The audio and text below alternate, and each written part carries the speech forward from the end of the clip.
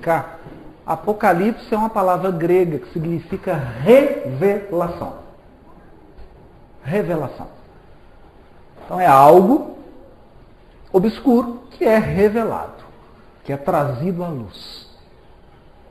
E o que o Apocalipse revela? Os ciclos evolutivos do orbe terreno. Os ciclos. Mas não todos. Um pedacinho. Nós vamos falar sobre isso. Um pequeno pedaço. A revelação dos Espíritos na codificação e depois complementada pelo Chico trouxe um quadro muito mais amplo que nós vamos trazer aqui, mas não é amplo, é grandioso, mas é também pequenininho, nós não sabemos. O nosso conhecimento, gente, é muito mesquinho ainda em comparação ao conhecimento do plano espiritual superior. Nós sempre temos humildade. Precisamos ter humildade com relação a isso. Primeira coisa que eu gostaria de abordar antes de entrar nas leis lembram que eu falei daquelas ideias fantásticas que as pessoas às vezes ouvem sobre Apocalipse? E uma dessas foi a pergunta feita ao Chico pela Legião da Boa Vontade, naquela entrevista sobre a obra de Ramatiz. Perguntaram para o Chico assim: que pode o irmão dizer-nos a respeito do astro que se avizinha segundo a previsão de Ramatiz? É aquela velha história de que estaria aproximando um planeta da Terra para poder puxar os espíritos que vão ser degradados. Né? Bom, é sensacional a resposta do Emmanuel, que eu vou ler. Esclarece nosso orientador espiritual que o assunto alusivo à aproximação de um planeta ou de planetas da zona, ou melhor, da aura da Terra, deve naturalmente basear-se em estudos científicos que possam saciar a curiosidade construtiva das novas gerações renascentes no mundo. O problema desse modo envolve acurados exames com a colaboração da ciência e da observação de nossos dias. Razão porque pede ele que não nos detenhamos na expressão física dos acontecimentos que se avizinham, para marcar maiores acontecimentos. Acontecimentos estes de natureza espetacular, na transformação do plano em que estamos estagiando no presente século. Afirma nosso amigo que o progresso da ótica e das ciências matemáticas serão portadoras, naturalmente, de ilações, de conclusões da mais alta importância para os nossos destinos no futuro próximo. O que ele quis dizer aqui? Precisa estudar matemática e astronomia. Tem possibilidade de um planeta aproximar da Terra? Se acontecer isso, o sistema solar entra em colapso. Qualquer aluno de física de segundo ano científico sabe isso, gente. A distância que a Terra está do Sol, que está dos outros planetas, e as órbitas que os planetas descrevem ao redor do Sol, se entrar um corpo e perturbar isso, o sistema solar entra em colapso. E vocês já viram planeta errante? Porque já mandaram aí o Hubble e esse telescópio. Nunca ninguém viu um planeta com a mochila nas costas viajando pelo universo. Não existe, gente. Todo planeta está na órbita de um Sol. Está dentro de um sistema. Está dentro de um sistema. Então, primeira coisa que nós temos que fazer, nos servir do que a doutrina espírita tem de abençoado, porque a doutrina espírita não se coaduna com o misticismo. E não é porque espírito falou que é verdade, gente. Tem espírito de tudo quanto é nível. Tem espírito de tudo quanto é nível.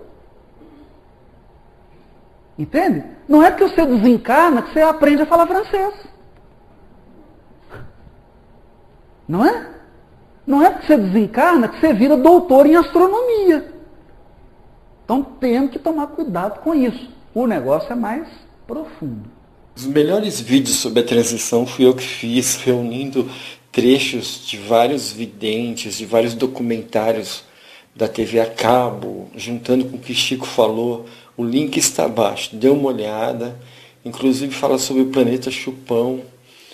O planeta Chupão pode ser balela, como ele disse, mas o Apófices não é, que é um cometa que vai passar em 2020, alguma coisa, a NASA já previu. Depois ele volta em 2038 e corre um sério risco de chocar com a Terra e causar aquela tsunami vista por alguns videntes, né? Mas o Apophis não é uma pedra comum.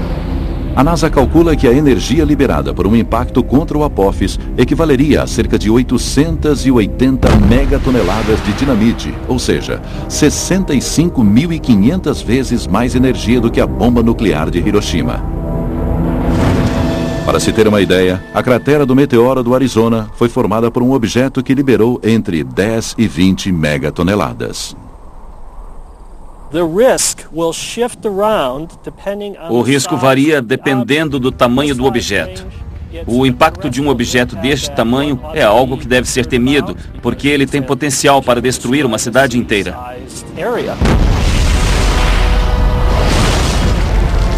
Mesmo impactos de objetos menores podem ser incrivelmente violentos. Um evento estranho e misterioso na Rússia siberiana, cerca de um século atrás, pode dar uma pista da destruição causada mesmo quando um objeto bem pequeno colide com a Terra.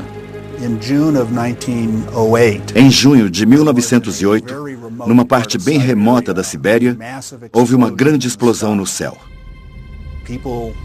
Pessoas que estavam muito distantes dali viram um grande clarão, mais brilhante que o sol, se aproximar e explodir, assustando as pessoas. Seus pedregulhos foram jogados na atmosfera, deixando as noites claras durante dias e semanas.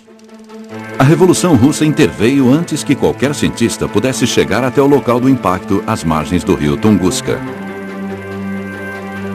Levou quase 20 anos para que alguém pudesse ver o que havia acontecido, e o que eles viram era espetacular. O evento devastou uma área de florestas de mais de 2.150 quilômetros quadrados. Ele permanece como o maior impacto da história recente do nosso planeta. Mas há algo estranho.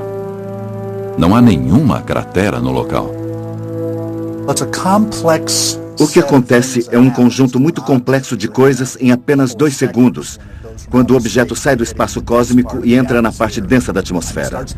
Ele começa a se partir e acaba tomando a forma de uma panqueca. Sua área aumenta e a atmosfera é ainda maior.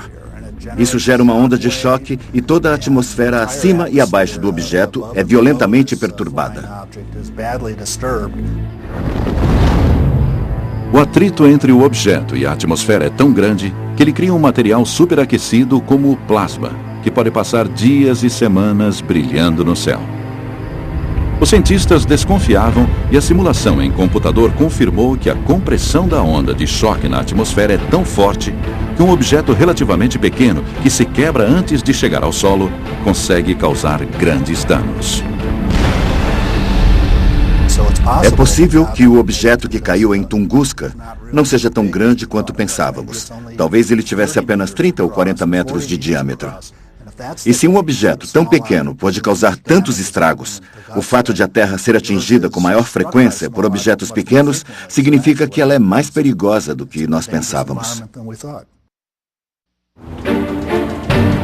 No início de 2005, os astrônomos foram confrontados com o dilema de que um asteroide de 400 metros de diâmetro, chamado Apophis, descoberto apenas um mês antes, tinha uma chance de cerca de 1 em 30 de atingir a Terra.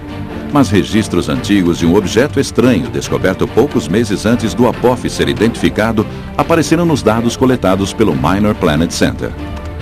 O objeto estranho era uma observação anterior do Apophis, e esta informação permitiu aos astrônomos traçar um mapa mais preciso de sua trajetória. E provocou uma mudança dramática em seu grau de risco. Eles anunciaram que a probabilidade de uma colisão com Apophis era 0. Ou seja, ela caiu de uma chance calculada em 40 para 0. Mas o risco apresentado pelo Apophis não foi totalmente desconsiderado. O Apophis vai passar muito próximo à Terra numa sexta-feira, dia 13 de abril de 2029. E ele ficará mais próximo que muitos satélites geoestacionários. Ele ficará próximo bastante para ser visto a olho nu. E deve ser tão brilhante quanto as estrelas da Concha Grande. E quando o Apophis se aproximar tanto assim da Terra, a gravidade do nosso planeta vai desviá-lo levemente de sua órbita. Ninguém sabe o quanto isto afetará o Apophis, mas pode ser suficiente para puxar o asteroide para um buraco de fechadura no espaço. Buraco de fechadura é um termo muito infeliz, pois quando penso num buraco de fechadura, logo lembro de uma porta. E, na verdade, seria uma sequência de portas. Ou seja, lembra mais um tubo por onde o objeto passa do que uma porta ou um buraco de fechadura. Este tubo não é muito maior que o próprio Apophis. As chances dele se alinhar com o tubo e mudar de órbita são baixas, de 1 em 45 mil. Mas se isto acontecer, o Apophis voltará, vindo bem na direção da Terra, 7 anos depois, em 2036. É a precisão da curvatura da órbita que dá o número exato de anos em que ele estará no mesmo lugar que a Terra no dia 13 de abril de qualquer desses anos. Ter o Apophis e a Terra no mesmo lugar é muito ruim para o Apophis e para a superfície frágil do nosso planeta. Um desastre tão gigantesco teria implicações de longo alcance. Seria possível fazer alguma coisa se um asteroide viesse em nossa direção? O que poderíamos fazer caso um asteroide viesse em nossa direção dependeria muito do tempo disponível. Se a previsão for feita muitas décadas antes, o que não é de todo improvável, haveria muitas maneiras de deslocar o asteroide.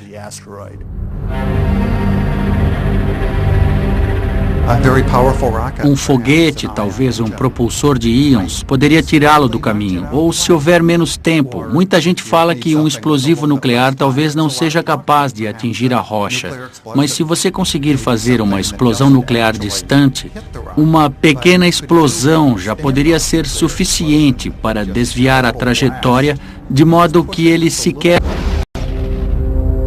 Os cientistas não se entusiasmam com a ideia de colocar uma bomba nuclear diretamente num asteroide, pois ela poderia transformar um problema gigante em milhares de problemas menores, mas ainda grandes.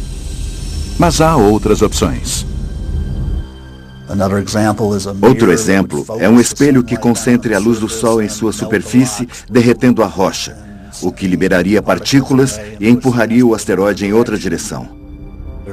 Sugeriram também pintar um dos lados do asteroide com uma cor e então as várias forças da luz do Sol produziriam um movimento que o desviaria da Terra. O problema com todas essas propostas é que elas exigem décadas de pesquisa, muito dinheiro e não oferecem nenhuma garantia de sucesso. Mas nenhuma dessas opções será possível e nenhum plano executado até que a ameaça seja reconhecida. Se fôssemos falar sobre objetos iguais ao que causou a cratera do meteoro, entre 30 e 50 metros de diâmetro, estaríamos falando de um número entre 1 e 10 milhões de objetos que atualmente cruzam a órbita da Terra. Algo entre 1 e 10 milhões de objetos do tamanho do corpo que abriu a cratera do meteoro. 10% deles formados por ferro maciço, todos cruzando a trajetória terrestre sem receber a atenção do público.